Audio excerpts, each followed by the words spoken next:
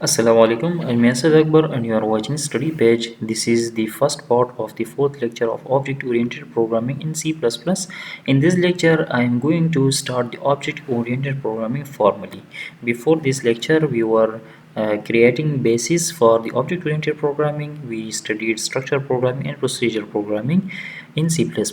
Now we are going to start Object-Oriented Programming. So let me start from here.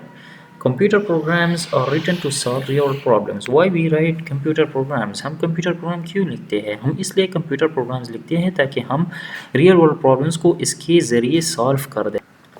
For example real world में students क्या करते हैं, students admission लेते हैं किसी यूनिवर्सिटी या किसी कॉलेज में, तो उसके लिए वो एडमिशन फॉर्म फिल करते हैं और वो सबमिट करते हैं। उसके बेस पर उधर मेरिट लिस्ट बनता है, मेरिट लिस्ट डिस्प्ले होता है स्टूडेंट्स को और स्टूडेंट फिर उसके बेस पर एडमिशन लेते हैं। तो ये काम हम रियल वर्ल्ड में करते हैं।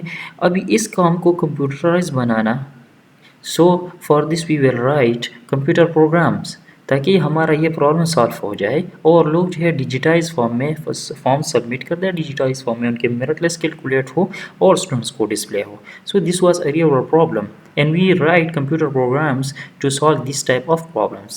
So in procedure programming, functions are written for each action. Procedure programming में हर एक एक्शन के लिए फंक्शंस लिखते हैं। फॉर एग्जांपल अगर सेम इसी तरह स्टूडेंट और एडमिशन का हम एग्जांपल ले लें तो स्टूडेंट के लिए अलग फंक्शन होंगे, एडमिशन के लिए अलग फंक्शन होंगे। स्टूडेंट का अपना डेटा होता है, एडमिशन के एडमिशन का अपना डेटा होता है। For example admission start date, admission end date, और for example number of student admitted in this session, और स्टूडेंट के अपने एट्रीब्यूट्स होते हैं। For example student name, student date of birth, student domicile, और for example qualification, age etcetera. ठीक है, तो अगर प्रोसीजर प्रोग्रामिंग में हम इसको इस प्रॉब्लम को सॉल्व करते हैं तो स्टूडेंट के इस डेटा को हमने किसी वेरिएबल में सेव करना होगा और इसी तरह एडमिशन के डेटा को वेरिएबल्स में सेव करना होगा। स्टूडेंट और एडमिशन के लिए हमने फंक्शन लिखने होंगे। ठीक है, also for mathematical function programming functions are written similarly. Mathematical functions है, फॉर एग्जांपल हम साइन एक्स कैलकुलेट करते हैं किसी वैल्यू का, फॉर एग्जांपल साइन ऑफ 90, तो this is a mathematical function. या इसी तरह लॉग फंक्शन होते हैं और भी फंक्शन है। तो इन फंक्शंस के लिए हम क्या करते हैं, प्रोग्रामिंग फंक्शन लिखते हैं ताकि हमारे पास हम आसानी से इनको कैलकुलेट कर सकें। In real world closed system, there are entities or objects which has some state and they interact with each other through some interfaces. Real world में हमारे पास मुख्तलिफ इंटिटीज़ होते हैं, मुख्तलिफ ऑब्जेक्ट्स होते हैं जिनके अपने स्टेट्स मीन्स जिनके खसूसियात होते हैं, एट्रीब्यूट्स होते हैं और एक दूसरे के साथ थ्रू सम इंटरफेसेस इंटरेक्शन करते हैं। फॉर एग्जांपल लेते हैं ह्यूमन का। फॉर एग्जांपल अगर एज ए ह्यूमन मैं किसी से इंटरेक्शन करता हूँ तो मैं कुछ इंटरफेसेस यूज़ करूँगा। इंटरफेसेस मीन फॉर एग्जांपल मैं अगर किसी से पूछता हूँ कि what is your name, so मैं उनको ये बात कहूँगा through my tongue. So this is an interface to interact with other people, और वो सुनेगा मेरी इस बात को, वो सुनेगा using his ear. So this is another interface. ठीक है, कुछ इंटरफेसेस के थ्रू हम डेटा लेते हैं बाहर इन्वायरमेंट से, कुछ इंटरफेसेस के थ्रू हम डेटा बाहर इन्वायरमेंट को प्रोवाइड करते हैं। सो इसी तरह रियल वर्ल्ड में हम अब हर एक ऑब्जेक्ट को देखें, हर एक एंटिटी को देखें तो इसके कुछ स्टेट होते हैं। स्टेट मीन्स उसके attributes. For example my state, my name, my age, my gender etcetera, these are the states of human. इसी तरह अगर किसी बुक को आप देखें, so book title, book number of pages, book author etcetera, these are the states of a book. So हर एक object के कुछ स्टेट होते हैं और उसके कुछ इंटरफेसेस होते हैं। ठीक है, each object has its own behaviour according to which they interact with each other और विद अदर ऑब्जेक्ट्स। हर ऑब्जेक्ट के इंटरफेसेस के साथ साथ हर ऑब्जेक्ट का अपना बिहेवियर होता है। फॉर एग्जांपल अगर आप मुझसे कुछ क्वेश्चन पूछ लेते हैं तो मैं आपको आंसर दूंगा या नहीं दूंगा। ठीक है, तो आपके साथ इंटरेक्शन में मेरा एक किस्म का बिहेवियर होगा, किसी और के साथ इंटरेक्शन में किसी और किस्म का बिहेवियर होगा। So it depends. ठीक है, तो अभी इसी तरह जिस तरह रियल वर्ल्ड में ऑब्जेक्ट्स एक दूसरे के साथ इंटरफेसेस के थ्रू इंटरेक्शन करते हैं और एक दूसरे के साथ डिफरेंट बिहेवियर में इंटरेक्शन करते हैं, इसको मॉडल करना। सो this is not possible, this is not possible in procedure programming.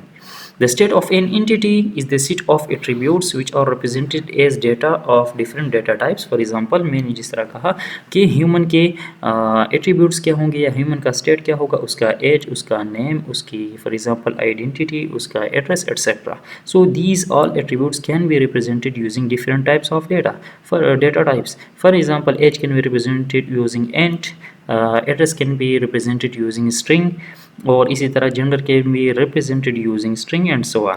ठीक है. The behaviour and interfaces of entity are represented as function.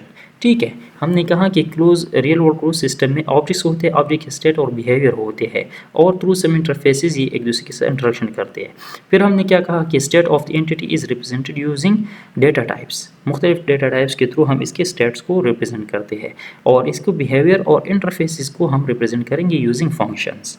The close collection of this data and function of an entity is called class. अभी एक ऐसा programming block या एक ऐसा programming construct जिसमें हम किसी भी एंटिटी रिलेटेड या किसी भी ऑब्जेक्ट रिलेटेड डेटा और फंक्शंस को कंबाइन करते हैं, so this that block is called class, or that programming construct is called class. Class defines a general representation of an entity while object is the instance of a class. इसी तरह आप किसी भी for example student related data को combine कर दे और उसके साथ स्टूडेंट के जो ऑपरेशन है उनको लिख दे, so this will become a class and this represent a general representation and this will be a general representation of the student. ठीक है. A programming paradigm which support object and classes is called object oriented programming. अभी what is object oriented programming? So एक ऐसा programming paradigm या programming का एक ऐसा तरीका जिसमें हम classes और objects के साथ डील करते हैं, that is called object oriented programming. Because इससे पहले हमारे पास जो प्रोग्रामिंग ब्लॉक्स होते थे या जो प्रोग्रामिंग कंस्ट्रक्ट होते थे, these were functions. ठीक है. अभी क्लास जो है हमारे पास ये फंक्शन से थोड़ा वन स्टेप एडवांस कॉन्सेप्ट है. ठीक है. इसमें हमारे पास किसी एंटिटी रिलेटेड डेटा और एट्रीब्यूट्स को हम कंबाइन करते हैं. फॉर एग्जांपल ह्यूमन है या फॉर एग्जांपल स्टूडेंट और एडमिशन का जो हमने एग्जांपल लिया था, तो इस केस में क्या होगा, एक क्लास हम डिफाइन करेंगे फॉर स्टूडेंट, एक हम डिफाइन करेंगे फॉर एडमिशन. स्टूडेंट क्लास के अंदर डेटा होगा फॉर एग्जांपल स्टूडेंट का age, name, address, qualification etcetera. ये स्टूडेंट का डेटा होगा.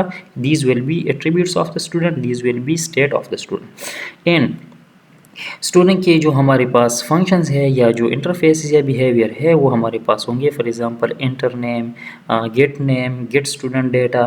ठीक है. और इसी तरह स्टूडेंट रिलेटेड जो एक्टिविटीज़ एडमिशन में परफॉर्म होते हैं वो हमारे पास इसके फंक्शंस होंगे. ठीक है. स्टूडेंट रिलेटेड फंक्शंस होंगे. सो this will become a student class. Similarly book के लिए भी आप एक क्लास ले सकते हैं. For example book number, author, number of pages, etc. These will be the state of the book or the data attributes inside the class book. और उसके ऊपर जो एट्रीब्यूट्स है फॉर एग्जांपल असाइन बुक, किसी को बुक असाइन करना, सो this will be a function. इसी तरह enter new book, so this will be a function. ठीक है. तो इस किस्म के जब हम फंक्शन और डेटा को कंबाइन करते हैं एक ब्लॉक के अंदर, that block will be called a class. Class को नेक्स्ट लेक्चर में इंशाल्लाह हम डिटेल से डिफाइन करेंगे. And this lecture is just introduction to object oriented programming. Let us define in another way. Let us define the object oriented programming in another way. So in C++, what we do when we want to do some operation on data. C++ में जब हम किसी data के ऊपर operation perform करते हैं तो हम सबसे पहले क्या करते हैं, हम वेरिएबल लेते हैं. हम सोचते हैं कि अच्छा मेरा डाटा किस टाइप का है. फॉर एग्जांपल न्यूमेरिक डाटा है या नॉन न्यूमेरिक डाटा है. अगर न्यूमेरिक डाटा है तो इंटीजर डाटा है या for example floating point data है. तो उसके मुताबिक हम वेरिएबल डिफाइन करते हैं, उन वेरिएबल में डाटा को स्टोर करते हैं. ठीक है. So we define variable of specific data type, store values in it and then perform operations on it. हम वेरिएबल लेते हैं और उसके ऊपर फिर ऑपरेशन परफॉर्म करते हैं. For example let we have amount data. अभी फॉर एग्जांपल रियल वर्ल्ड में मेरे पास कुछ डाटा है जिस पर मैं कुछ ऑपरेशन परफॉर्म करता हूँ and this data is related to amount. ठीक है। तो फॉर एग्जांपल रुपीज़ है या डॉलर्स है, जो भी है, जब अमाउंट का हमने सुना तो हमें पता चल गया कि हाँ अमाउंट डाटा है, so this must be in the form of int और float, so which can be easily represented using int और float type variables. All the operation required for amount data code by int और float. क्या मतलब, अब amount data पर operation perform करने के लिए जो ऑपरेशन हमें चाहिए वो इंट या फ्लोट जो वेरिएबल हैं उनके लिए पहले से डिफाइन है। फॉर एग्जांपल दो अमाउंट्स को या ऐड करना होगा या एक अमाउंट को दूसरे से सब्ट्रैक्ट करना होगा, ठीक है, या अमाउंट को डिस्ट्रीब्यूट करना होगा, मीन डिवाइड करना होगा। तो देखिए ये हमारे पास क्या है, इंट को इंट पर डिवाइड करना है या इंट के साथ इंट ऐड करना है या इंट के साथ फ्लोट ऐड करना है, लेकिन जो भी है जितनी भी ऑपरेशन है वो सारे कवर होते हैं इंट और फ्लोट डेटा टाइप से, ठीक है। उनके लिए बिल्ट इन ऑपरेशन हमारे पास ये डिफाइन है। What if we have data that cannot be represented using built-in types variable? अभी फॉर एग्जांपल हमारे पास कुछ ऐसा डेटा है जिसको हम देखते हैं तो हम इसको इंटीजर से रिप्रेजेंट कर सकते हैं, ना फ्लोट से रिप्रेजेंट कर सकते हैं, ना कैरेक्टर से, ना स्ट्रिंग से। तो इस केस में हम क्या करेंगे, इस किस्म का डेटा क्या हो सकता है, for example we have data values in complex form, for example x plus y iota 2 plus iota 3 -3 plus iota 45 etcetera. तो आपको पता है कि इस वैल्यू को या इन वैल्यू को अभी हम न इंट से रिप्रेजेंट कर सकते हैं, न फ्लोट से रिप्रेजेंट कर सकते हैं, न स्ट्रिंग से रिप्रेजेंट कर सकते हैं, बिकॉज इन पर जो ऑपरेशन अप्लाई होंगे वो तो न इंट परफॉर्म कर सकता है, न फ्लोट, न स्ट्रिंग एट्सेट्रा। फॉर एग्जांपल हमारे पास डेटा कॉम्प्लेक्स नंबर के फॉर्म में है और दो कॉम्प्लेक्स नंबर को अगर फिर हम ऐड या सब्ट्रैक्ट करना चाहते हैं या इनको मल्टीप्लाई करना चाहते हैं तो ये हम नॉर्मल या बिल्ट इन जो हमारे पास डेटा टाइप्स है उनसे नहीं कर सकते। इस केस में हम क्या करेंगे, we need to have interfaces for operation on complex data just like addition and subtraction on it. So how will we do it, ठीक है। दो इंट नंबर है, अमाउंट का डेटा है, दोनों को ऐड करना है तो हम जस्ट प्लस ऑपरेशन यूज़ करेंगे या प्लस ऑपरेटर यूज़ करेंगे। This is an interface for addition of two int और टू फ्लोट।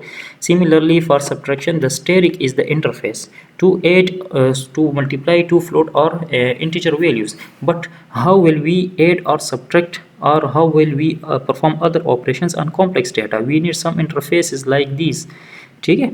तो इस केस में हम क्या करेंगे, we have to create user defined data types. अभी बिल्ट इन डेटा टाइप्स हमारे पास इसके लिए नहीं है, कॉम्प्लेक्स नंबर के लिए न बिल्ट इन कुछ ऑपरेशंस इसके लिए है, तो हम मजबूर है कि हम यूज़र डिफाइंड डेटा टाइप्स इनके लिए डिफाइन कर दें। फॉर एग्जांपल उसको हम नाम देंगे कॉम्प्लेक्स डेटा टाइप, या बुक पर कुछ ऑपरेशन परफॉर्म करनी है, बुक ऑथर को चेंज करना है, बुक ऑथर की इन्फॉर्मेशन को सेव करना है, नंबर ऑफ पेजेस को सेव करना है, बुक इशू करना है, etcetera. So for this we will need book data type. Similarly student data है, एडमिशन के लिए वो अप्लाई कर रहा है, so we need to save the student data and perform some operation on this data just like we perform operation on integer. So for this we will need student data type, time data type to perform some operation on time, etc., and also operation that can be applied on these type variable. These user defined data types are called classes and instances of variable of these types are called objects. अभी अगर हम इस तरह user defined data types define कर दे जिस तरह अभी हमें चाहिए, फॉर एग्जांपल कॉम्प्लेक्स नंबर के लिए एक डेटा टाइप डिफाइन कर दे जो कि हमसे वैल्यू इस फॉर्म में लेता हो, ठीक है। इसी तरह स्टूडेंट के लिए हम एक डेटा टाइप डिफाइन कर दे जिसमें student name, student age, student qualification etcetera ये वैल्यूज़ हम सेव कर सकते हो और उन पर ऑपरेशन परफॉर्म कर सकते हो। सो इस किस्म के डेटा टाइप्स को हम कहेंगे क्लास, ठीक है। These types of data types will be called class and instances of these type of variable will be called objects, or instances or variables of these types will be called objects, ठीक है। इस किस्म के classes के instances या variables को हम objects कहेंगे। जिस तरह हम कहते हैं कि for example int A, so A is a variable of type int, तो इसी तरह अगर हम फॉर एग्जांपल कॉम्प्लेक्स के लिए कोई टाइप डिफाइन करते हैं, फॉर एग्जांपल कॉम्प्लेक्स, और हम उसके वेरिएबल लेते हैं for example a, so this a will be called object. So this was just a general introduction to object oriented programming, और next lecture में हम formally class से start करेंगे कि what actually means by class, how will we create a class, ठीक है। So thank you so much for watching. If you have not subscribed my channel, please subscribe it. Allah Hafiz.